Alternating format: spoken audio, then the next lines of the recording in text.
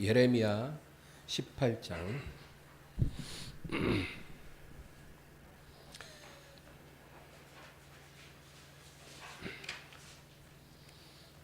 예레미야 18장 1절에서 6절까지 합독하겠습니다. 여호와께로부터 예레미야에게 임한 말씀에 이르시되 너는 일어나 토기장의 집으로 내려가라.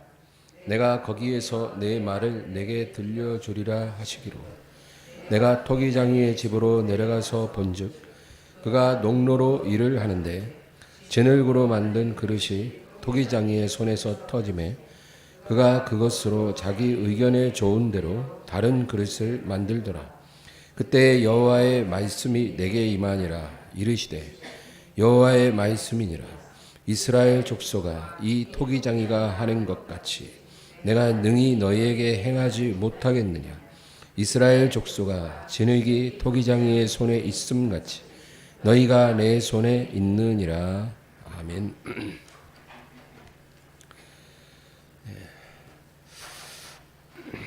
오늘 본문을 보면은 하나님께서 예레미야에게 명하십니다. 토기장이의 집으로 가라. 토기장이의 집에 가면 내가 너에게 말을 하리라. 그래서 거기에 갔어요. 근데 오늘 특별히 이 4절에서 6절 보면은 4절부터 6절 다시 한번 볼까요? 진흙으로 만든 그릇이 토기장이의 손에서 터지매 그가 그것으로 자기 의견에 좋은 대로 다른 그릇을 만들더라. 그때 여호와의 말씀이 내게 임하니라. 이르시되 여호와의 말씀이니라. 이스라엘 족속아, 이 토기장이가 하는 것 같이 내가 능히 너희에게 행하지 못하겠느냐. 이스라엘 족속아, 진흙이 토기장이의 손에 있음 같이 너희가 내 손에 있느니라. 아멘. 진흙이 토기장이의 손에서 그 뜻대로 빚어지는 것 같이 너희가 내 손에 있다. 그렇게 하나님께서 말씀하십니다. 이게 무슨 말일까요? 이 예언의 말씀이 임한 정황을 우리가 알아야 돼요. 이 상황은 지금 이제 유다의 멸망이 임박한 상황입니다. 아직 바벨론에 포위되기 전에 멸망이 임박해 오는 상황에서 하나님께서 이제 말씀을 합니다. 너희가 아직 부드러운 상태로 진흙으로 내 손에 있을 때 내 뜻대로 빚어져야 한다는 거예요. 토기장이의 손에 진흙이 터져서 막 빚어지는 것처럼 부드러운 상태에 있을 때 온유하게 나의 손에서 빚어져야만 너희에게 생명이 있을 것이다. 그 말씀입니다. 여러분, 우리는 진흙이에요. 하나님 토기장입니다. 그러니까 내가 원하는 모습으로 내 마음대로 사는 인생이 아니에요. 여러분, 대부분의 인생들이 그렇게 삽니다. 내가 원하는 모습으로 살려고 해요. 그러나 하나님은 하나님이 원하는 모습으로 우리를 빚으시기를 원하는 거예요. 그게 인생입니다. 그래서 하나님께서 징계를 내립니다. 깨달을 때까지. 하나님 손에서 빚어질 때까지 징계를 주셔서 이스라엘을 빚으시는 거예요. 저와 여러분도 마찬가지입니다. 여러분, 하나님이 우리를 빚고 계세요. 근데 어떻게 빚으시냐? 징계를 통해서 빚으시는 거예요. 징계의 목적은 우리를 그냥 아프게 하고 괴롭히는 그 자체가 아니고 우리를 빚기 위한, 그래서 징계를 사용하시는 거예요. 그래서 이스라엘에게 하나님이 때로는 기근을 보내요. 경제적인 어려움을 통해서 이제 징계하시고 또 질병을 통해 그리고 이방의 어떤 침략을 당하게 하십니다.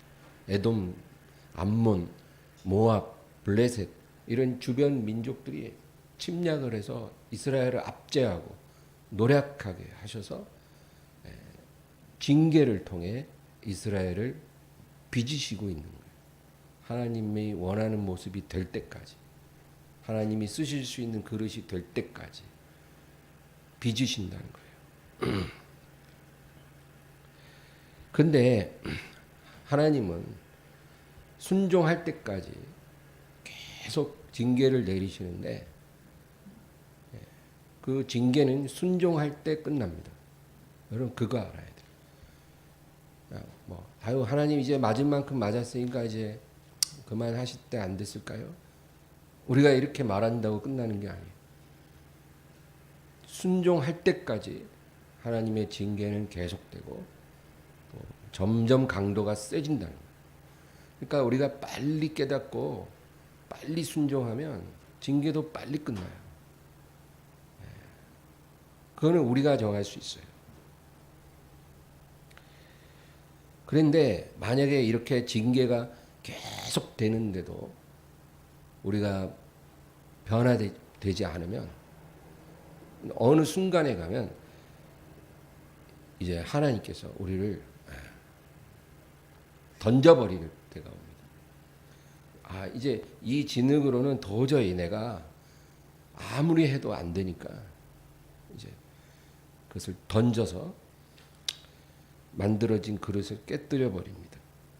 판을 엎어버리는 거예요. 그래서 우리 그 다음 장 19장 1절에서 11절 또 읽어볼까요?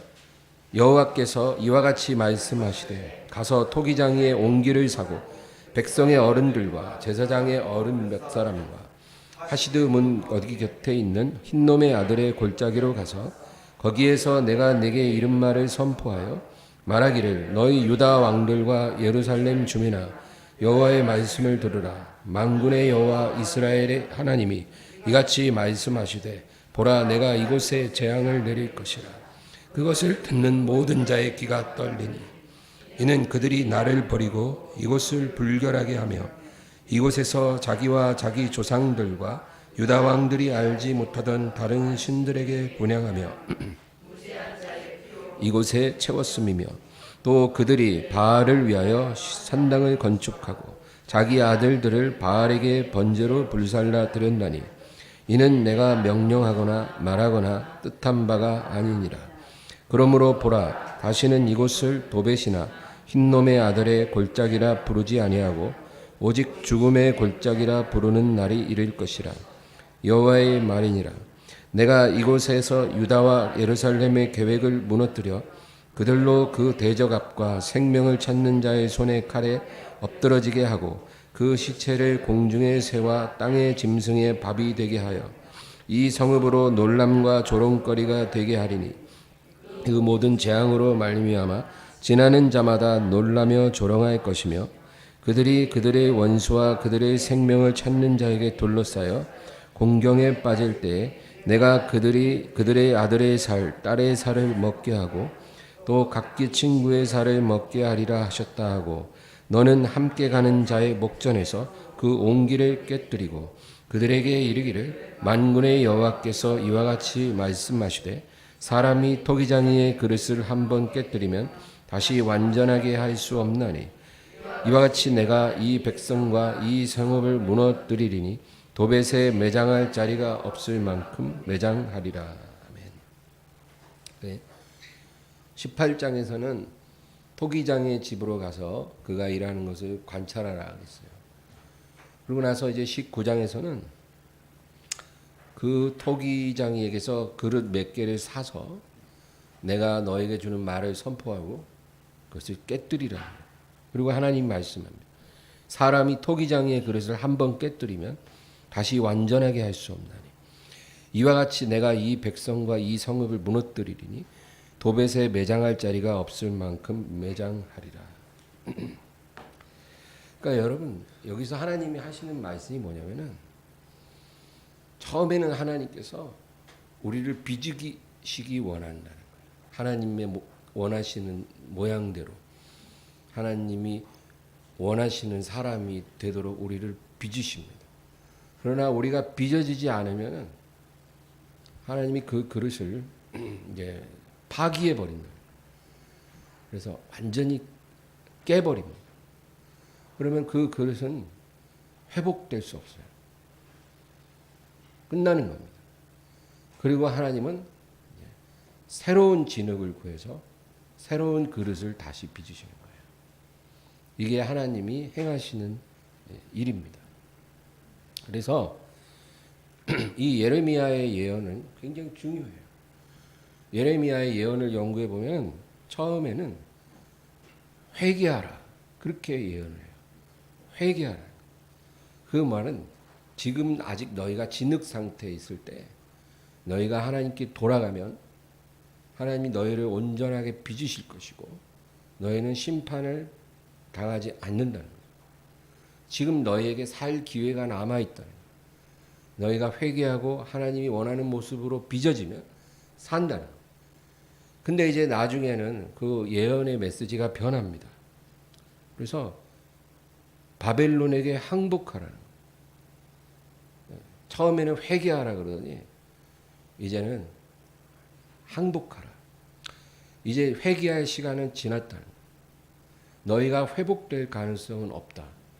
이제 하나님이 너희를 파멸시키기로 작정하셨기 때문에 지금이라도 너희가 조금이라도 살아남으려면 항복을 해야 된다. 그거죠. 이런 말을 누가 좋아하겠어요?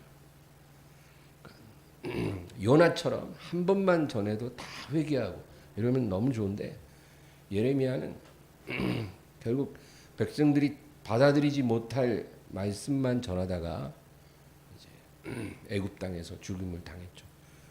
그러니까 이런 운명도 있어요.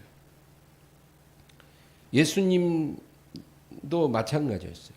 예수님도 처음에는 회개하라 그렇게 설교하셨어요. 회개하라. 천국이 가까웠느니라. 너희가 돌아오면 살리라. 근데 이제 사역 말기에 십자가에 못 박히시기 직전에는 예수님의 메시지가 달라져요. 우리 누가복음 19장을 한번 찾아볼까요? 누가복음 19장 41절에서 45절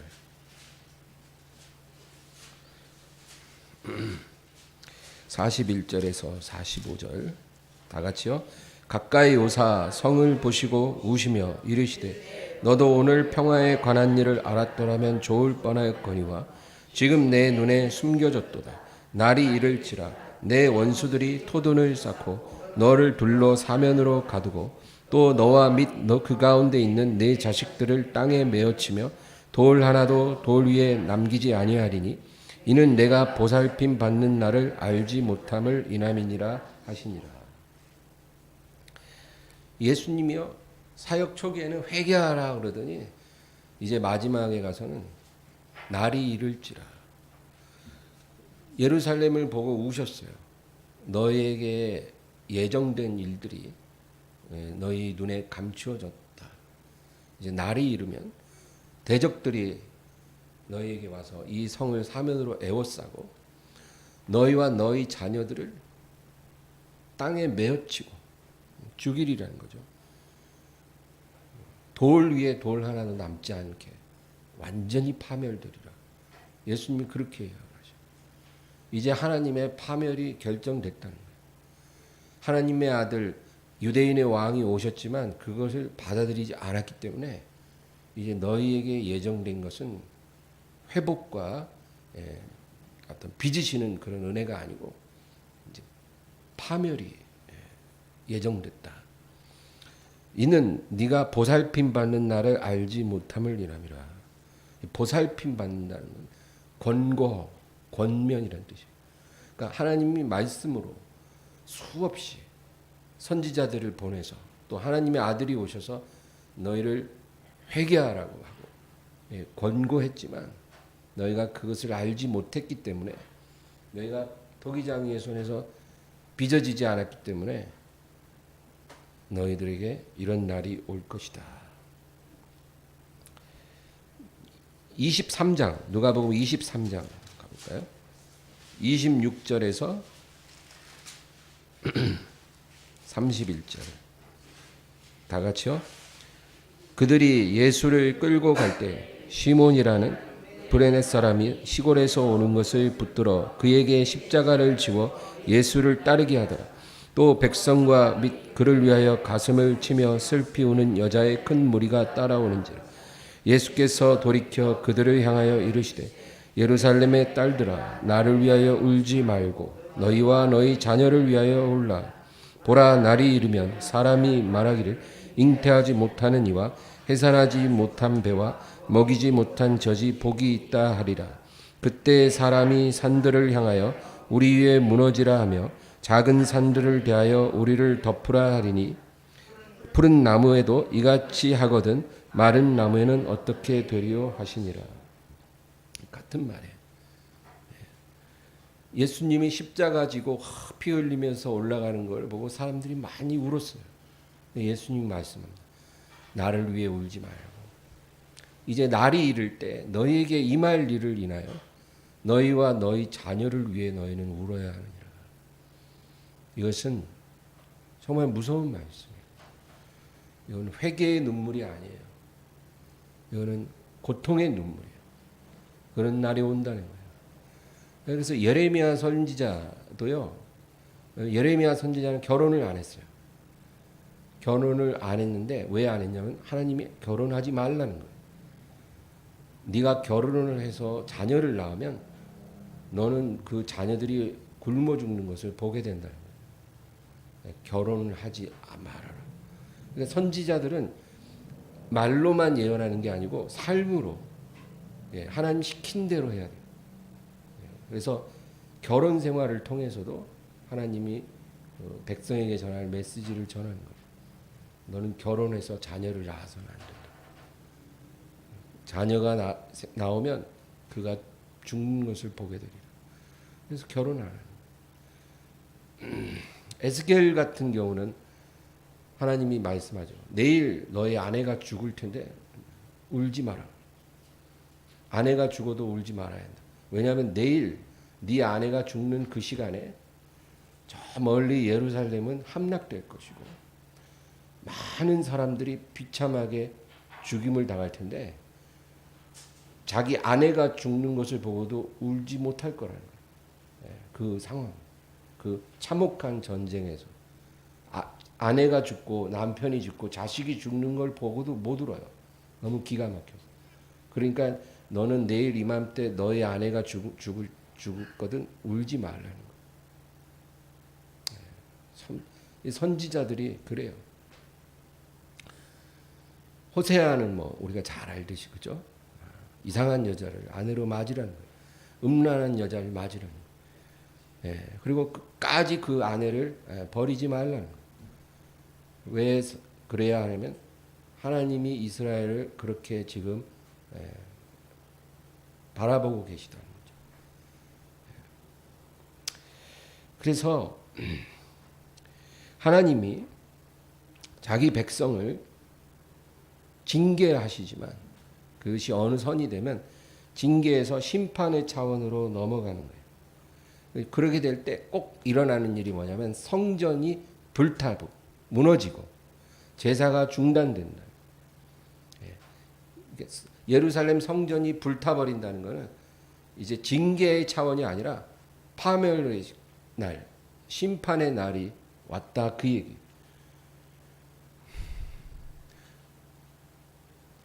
그 미국 국무장관이 이제 세계로 막 다니면서 타고 다니는 그 비행기 전용기 이름이 심판의 날이에요. 심판의 날. 그래서 왜 이름을 그렇게 지었냐면은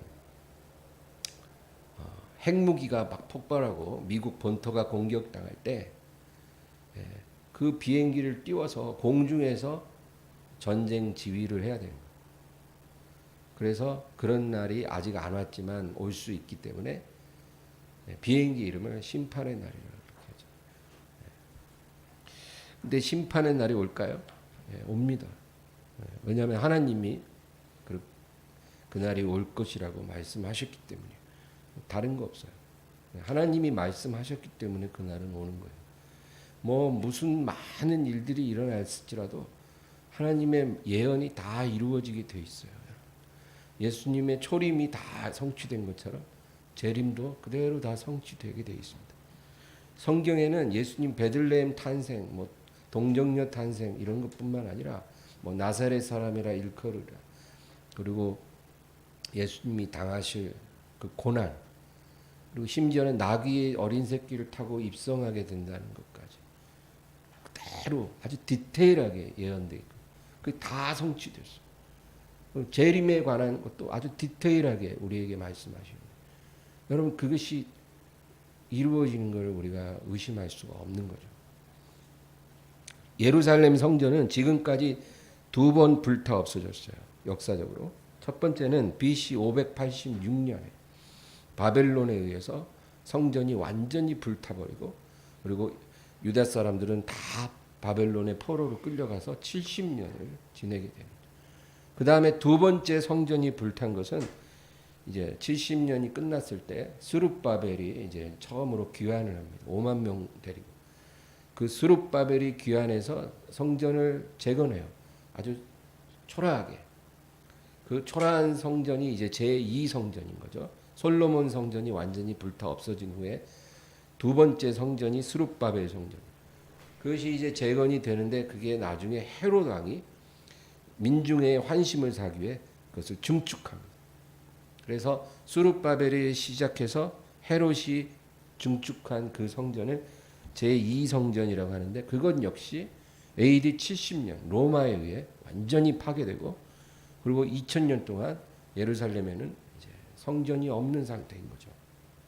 그래서 역사적으로 성전은 2번 불타버리고, 그리고 공교롭게 그렇게 성전이 파괴되고 나면 유대인들은 다 포로로 끌려가고 땅은 완전히 황폐해지는 거죠. 그거는 징계가 아니고 심판이에요. 하나님이 완전히 그 토기 그릇을 던져서 깨버리는 그런 일이 일어났다. 그 일. 여러분 하나님이 원가지도 아끼지 않았는데 우리 같은 접붙임 받은 가지를 아끼겠어요? 하나님은 우리에게 이런 일이 일어날 수 있다라는 걸 말씀하시는 거예요. 그리고 나서 어떤 일이 일어났냐면 남은 자들이라는 거예요. 남은 자들, 그루터기, 렘넌트라는 거예요. 이 남은 자들을 위해서 회당 예배가 시작이 됐어요. 성전이 없잖아요. 제사도 없고 제사장도 없고 그런 게 없으니까 이제 경건한 사람들이 모여서 회당에서, 그 회당이라는 게 어떤 한 사람의 가정이에요. 그 경건한 한 사람의 가정을 장소로 해서 사람들이 모여 거기서 이제 하나님을 예배하는 거예요. 그래서 찬양하고 기도하고 그리고 말씀을 배우고 이런 정기적인 모임을 갖기 시작했어요. 이 회당 예배가 언제부터 시작됐냐면 바벨론 70년 포로기에 바벨론 땅에서 시작된 거예요. 예루살렘 성전이 없으니까. 그래서 경건한 남은 자들이 그렇게 하나님을 이제 섬긴 거죠. 그 회당이 예수님 때까지 500년 동안 계속 이어져 와서 예수님 당시에는 예루살렘 성전이 있었으나 사람들이 명절에는 성전에 가고 평상시에는 회당에서 예배를 드리고 말씀을 배우고 이제 그렇게 신앙생활을 했다는 거예요. 그래서 예수님도 명절에는 예루살렘에 가서 성전에서 선포하시고, 그리고 평상시에는 갈릴리 회당으로, 가버나움 회당으로 다니면서 말씀을 가르치신 거예요. 그래서 이제 하나님은 완전히 파멸을 해도 남은 자를 통해서 그 명맥을 이어가신 것을 볼 수가 있죠. 여러분, 하나님은 형식을 부정하시지는 않아요. 하나님이 형식을 싫어한다고 생각하면 안 돼요. 하나님은 형식도 인정하십니다. 그 형식이란 뭐냐면 음식을 담는 그릇과 같아요. 여러분, 음식이 중요하죠. 당연히 음식이 중요한 거예요. 그러나 그 음식을 담을 그릇도 필요하죠. 그릇 없으면 우리가 어떻게 음식을 먹겠어요? 그래서 신앙도 그래요. 본질이 중요하지만 그 본질을 담아야 될 그 그릇도 필요한 거예요. 하나님도 이걸 인정을 하십니다. 그런데 이 본질이 부패해 버리면 하나님은 그 본질을 담고 있는 형식 그릇을 깨버린다는 거예요. 그게 하나님의 방식이에요.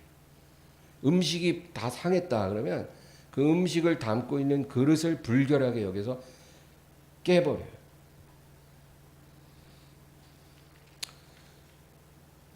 우리 요한복음 4장을 보겠습니다. 요한복음 4장 19절에서 24절.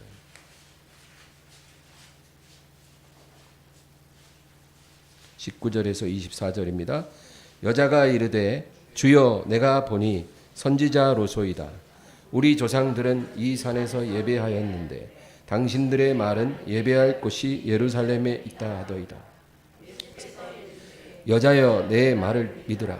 이 산에서도 말고 예루살렘에서도 말고 너희가 아버지께 예배할 때가 이르리라. 너희는 알지 못하는 것을 예배하고 우리는 아는 것을 예배하노니 이는 구원이 유대인에게서 남이라. 아버지께 참되게 예배하는 자들은 영과 진리로 예배할 때가 오나니 곧 이때라. 아버지께서는 자기에게 이렇게 예배하는 자들을 찾으시느니라. 하나님은 영이시니 예배하는 자가 영과 진리로 예배할지니라.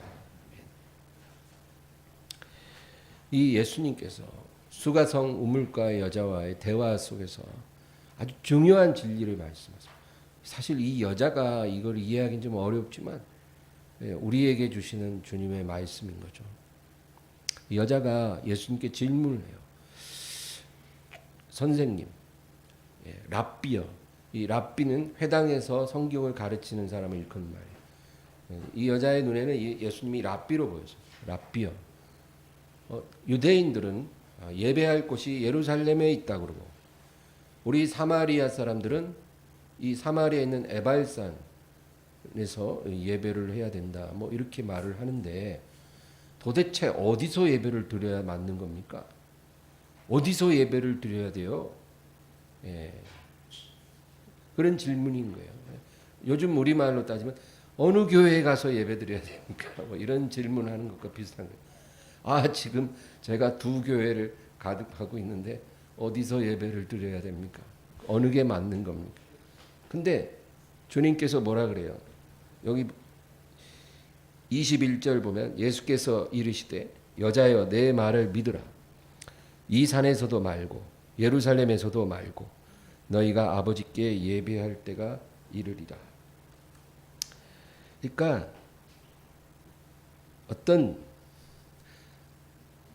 주님은 이제 새로운 예배를 이제 하나님께서 시작할 거라는 거예요.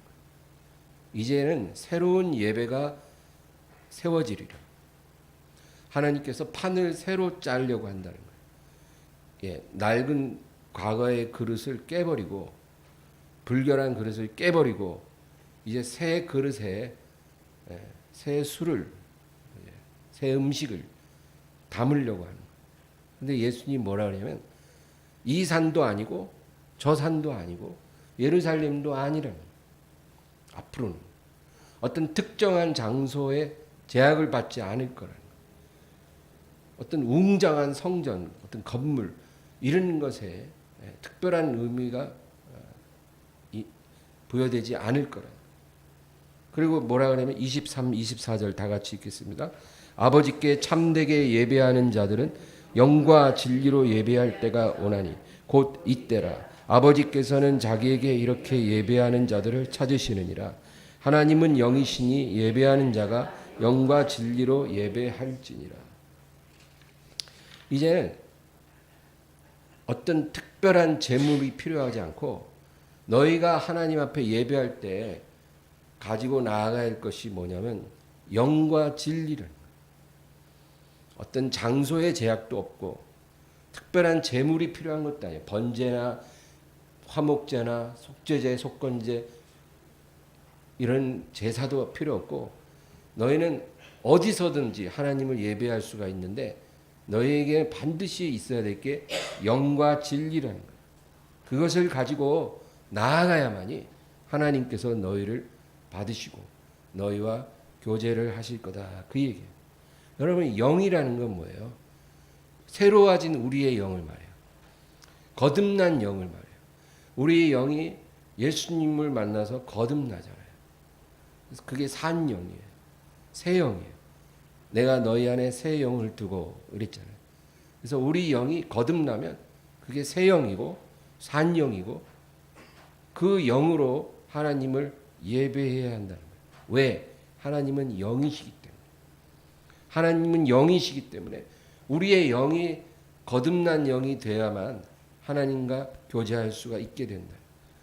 반드시 그게 있어져야 한다는 거예요. 그거 없이는 예배가 불가능하다는 거예요. 두 번째는 진리를 가지고 나아가야 한다는 거예요. 내가 곧 길이요 진리요 생명이라고 했잖아요. I am the truth. 내가 진리라는 거예요. 그러니까 여러분, 진리는 바로 예수님을 말해요. 예수님으로만이 내가 거룩하게 되고 예수님으로만이 내가 정결함을 받고 예수님으로만이 내가 의로워질 수 있다. 이게 진리예요, 진리. 여러분, 진리는 다른 데 있지 않아요. 예수님만이 우리를 살릴 수 있고 의롭게 할 수 있고 아버지께 인도할 수 있다라는 사실. 그게 진리예요. 이 진리를 가진 자만이 하나님을 예배할 수 있다. 그 얘기입니다. 갈라디아서 5장 4절을 우리 한번 찾아볼까요? 갈라디아서 5장 4절. 신약 성경 308페이지. 갈라디아서 5장 4절. 다 같이요. 율법 안에서 의롭다함을 얻으려 하는 너희는 그리스도에게서 끊어지고 은혜에서 떨어진 자로다. 그러니까 이제는 어떤 율법의 행위를 통해서 거룩해지고 의로워질 수 있다라는 것은 낡은 진리인 거예요. 그것이 아니고 그리스도를 통해서 우리가 의로워지고 온전해지고 아버지께 나아갈 수 있다라는 그 사실, 그게 진정한 진리예요. 이 진리를 갖고 있지 않으면 하나님을 예배할 수 없다. 그 얘기예요.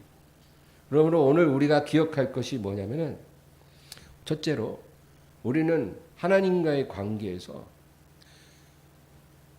본질과 형식을 구분할 수 있어야 돼요. 둘 다 필요해요. 그러나 무엇이 본질이고 무엇이 형식인지 우리가 구분할 수 있어요. 무엇이 음식이고 무엇이 그것을 담는 그릇인가 알아야 되는 거예요. 여러분, 본질을 담는 그릇은 우리가 이렇게 모이는 교회, 이게 그릇이에요. 우리 순복음 엠마오 교회가 있잖아요. 이 장소, 또 이 조직, 이 공동체, 이게 바로 본질 자체가 아니고 그것을 담는 그릇이에요. 오늘 이렇게 우리가 화요일 날 저녁에 이 시간에 모였잖아요. 이 예배도 그릇이에요. 우리가 어떤 직분을 갖고 있다. 그것도 그릇이에요. 하나님을 섬기는 그릇. 우리가 어떤 봉사를 하고 있다. 뭐 주방 봉사를 하고 꽃꽂이를 하고 청소를 하고 찬양을 하고 이런 봉사도 본질이 아니고 본질을 담는 그릇이에요. 이 그릇도 필요해요.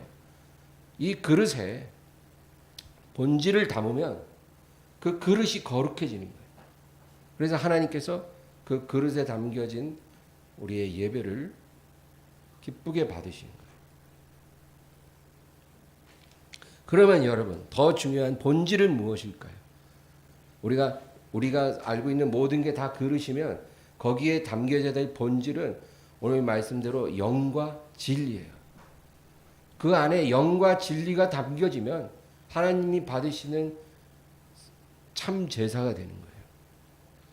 그래서 여러분, 일주일에 예배를 몇 번 드리느냐, 뭐 얼마나 드리느냐, 어떻게 드리느냐, 뭐 어디서 드리느냐, 이런 거는 그릇의 문제니까 그렇게 가장 중요한 게 아닌 거예요.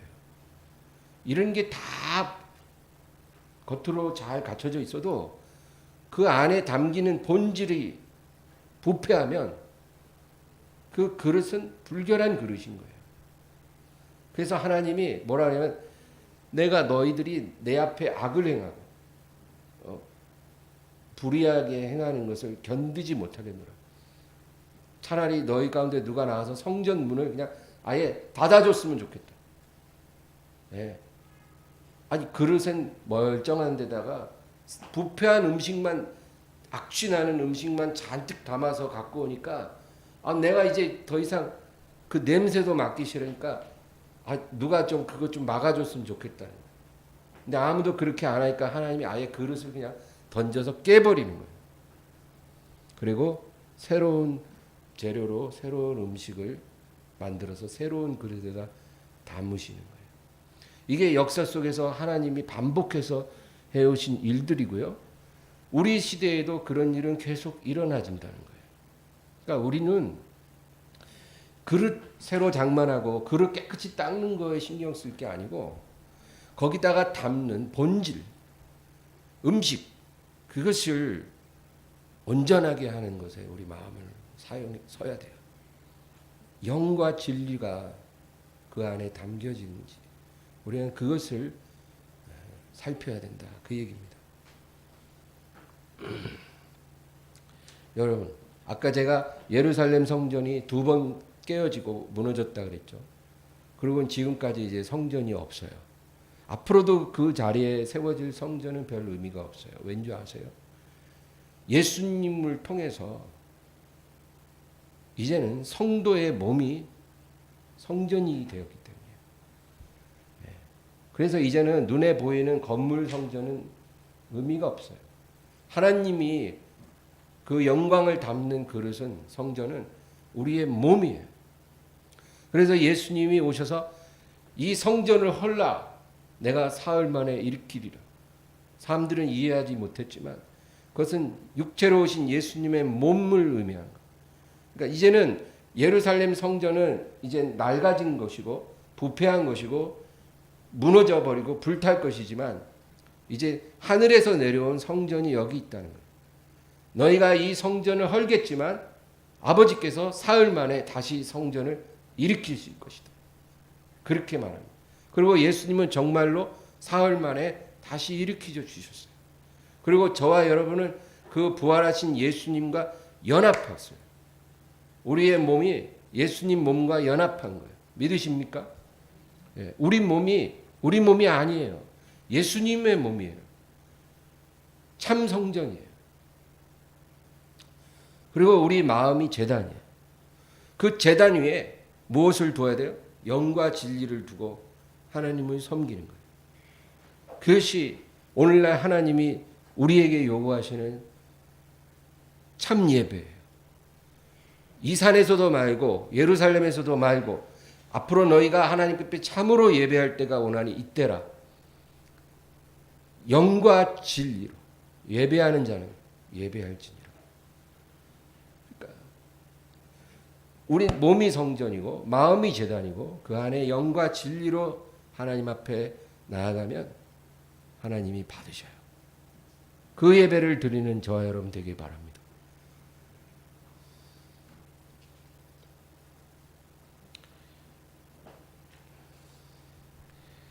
그러나 우리 안에서 영과 진리가 사라지고 부패해지면 그게 어떤 걸 의미하냐면 우리 안에 계신 성령님이 우리의 영이 새로워졌다는 건 성령님이 우리 영에 들어왔다 그 얘기죠. 성령을 소멸하거나 그리스도의 생명이 부패해지면 어떤 일이 일어날까요? 그러면 하나님께서 그 성전을 파괴시켜버립니다. 과거에 그런 일이 일어난 것처럼 지금도 일어날 수 있어요. 우리가 성령을 소멸하고 우리 안에 그리스도가 안 계시면 아무리 우리가 목사고 장로고 집사라 할지라도 교회 왔다 갔다 할지라도 하나님이 그 사람을 파괴시켜버려요. 그 몸을 그 성전을 하나님이 파괴시켜버립니다. 그래서 여러분 명을 제대로 못 채우고 일찍 가고 싶으면 그렇게 하면 돼요. 하나님이 빨리 데려가셔요. 우리 고린도전서 3장을 보겠습니다. 고린도전서 3장 16, 17절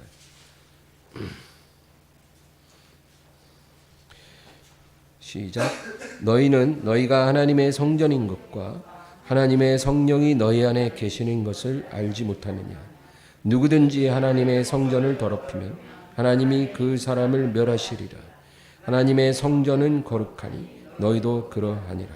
아멘. 성전을 더럽히면 하나님이 그 사람을 멸합니다. 우리 안에 있는 본질이 부패하면 그걸 담고 있는 이 그릇된 우리의 몸 성전도 하나님이 그냥 깨뜨려 버려요. 그래서 일찍 가는 거예요. 여러분, 성경에 사람이 명을 못 채우고 일찍 죽는 두 가지 중요한 이유가 나오는데, 하나는 그 사람이 하나님의 긍휼을 입으면 일찍 데려가요. 그래서 제가 한번 그 여로보암의 아들이 병들었을 때 일어난 일을 얘기했죠. 여로보암의 아들이 병이 들어서 그 와이프가 변장을 하고 왕의 아내라는 것을 숨기고 아이야 선지자인가요? 그 사람을 찾아가요. 근데 그 아이야 선지자가 그 아내가 문에 들어오기도 전에 여로보암의 아내여 그렇게 말을 하고 이제 그 가정에 재앙을 선포해요. 너희들이 하나님 앞에 패역하게 했기 때문에 너희 가문은 멸절당할 것이고 너희 가족들은 다 비참한 죽음을 맞이할 텐데 오직 지금 네가 나에게 물으러오는 병든 네 아들만 편안하게 죽고 묘실에 들어가리라. 왜냐하면 그가 여호와께 대하여 선한 뜻을 가졌기 때문이라. 그러니까 하나님이 사랑하시고 긍휼히 여기는 사람을 일찍 데려가는 경우가 있어요. 또 한 가지 케이스는 반대예요. 하나님의 성전을 더럽히면 하나님이 그 사람을 멸하시리라. 그러니까 우리 안에 이 본질이 부패한 채로 회개하지 않고 새로 빚어지지 않으면 하나님이 그 그르신 우리 몸을 멸해버린다. 그래서 하나님이 일찍 데려가는 사람들이 많아요. 제가 목회하면서 그런 사람들을 많이 봤어요. 교회 안에서. 그런 사람들이 있거든요. 그래서 하나님이 일찍 데려가십니다. 5장을 볼까요? 바로 다음 페이지. 고린도전서 5장 4절 5절 한번 읽겠습니다. 주 예수의 이름으로 너희가 내 영과 함께 모여서 우리 주 예수의 능력으로 이런 자를 사탄에게 내주었으니 이는 육신은 멸하고 영은 주 예수의 날에 구원을 받게 하려 함이라. 같은 말이에요. 교회 안에 회개하지 않는 사람이 있을 때 주 예수의 이름으로 이런 자를 사탄에게 내준다는 거예요. 그러면 사탄이 와서 그 육체를 쳐서 무너뜨려요. 그리고 그 생명을 가져갑니다. 이렇게 하는 것은 그 육신은 멸하고 영은 주 예수의 날에 구원을 받게 하려면. 그러니까 이제 육신이 무너지는 그 순간에 마지막으로 회개할 기회가 주어지는 거예요. 그래서 비록 죽지만 그 영혼은 지옥에 들어가지 않고 건짐을 받는 마지막 기회를 주는 거예요. 물론 그 기회를 못 얻을 수도 있죠. 이런 일이 일어난다는 거예요. 교회 안에서. 그래서 여러분 기억하세요. 우리가 이렇게 귀한 장소에 와서 모여서 예배를 드리는 것도 너무 귀하지만 내 몸이 성전이라는 걸 잊지 마세요. 이게 진짜 성전, 진짜. 이 몸 성전을 더럽히며 살지 말고 하나님께 온전히 드려지기를 바랍니다. 그리고 그 안에 영과 진리가 살아있도록 하세요. 우리가 그렇게 살아야 하나님이 받으시는 새로운 예배자가 되는 거예요.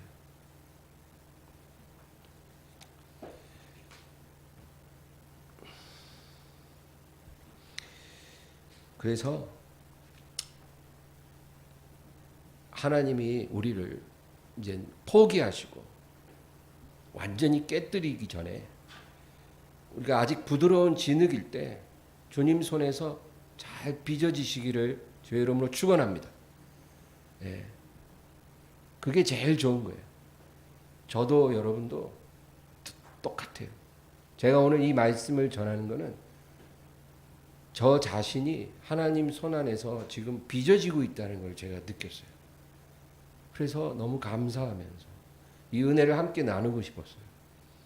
우리가 부드러운 진흙으로 주님 손에서 막 빚어지는 게 그게 좋은 거예요. 그거를 다른 말로 징계하신다고 말해요. 그게 좋은 거예요. 여러분 어떤 고통이 끊이지 않고 계속되고 있다면 그것은 하나님이 나를 하나님의 원하시는 사람으로 빚고 있다는 증거예요. 포기장애가 진흙을 빚을 때 그 진흙이 막 모양이 변하잖아요. 그게 징계예요. 징계를 통해서 그렇게 되는 거예요. 그게 은혜예요. 그러니까 그 고통이 계속된다고 낙심하지 말아요. 내가 지금 살 기회를 잡은 거예요. 이럴 때 하나님만 바라보고 나 자신을 집중하고 변화받아야지 어떤 환경 탓하고 자녀 탓하고 남편 탓하고 사람 탓하고 우리가 그렇게 해서는 안 된다. 그 얘기입니다. 오늘 이 말씀을 기억하면서 기도하기 바랍니다. 잠깐 기도하겠습니다. 하나님 아버지, 주님, 오늘도 주님을 찬양합니다. 하나님 아버지, 우리가 성경을 통해서 하나님의 백성들에게 일어난 일들을 보았나이다. 주님, 하나님께서 부르셨으나 그 부르심에 온전히 응답하지 못하고 하나님의 빚으심에 순종하지 않아서 결국 그 그릇이 깨어지는 일이 일어나지 않도록 하옵소서. 주님, 아직 주님 손에서 우리는 부드러운 진흙이오니 우리를 빚으소서. 내가 원하는 모습이 되어 내 뜻대로 사는 내 인생이 아니라 하나님이 원하시는 나의 모습이 되어 하나님의 영광을 담은 그릇이 되어 살아갈 수 있도록 하여 주시옵소서. 오 주님, 역사하여 주시옵소서. 우리 안에 영과 진리를 주소서. 내 영을 새롭게 하시고 성령과 동행하는 내 영 되게 하시고 진리 되신 예수님이 내 안에 온전히 거하시기를 원합니다. 감사하고 예수님의 이름으로 기도합니다.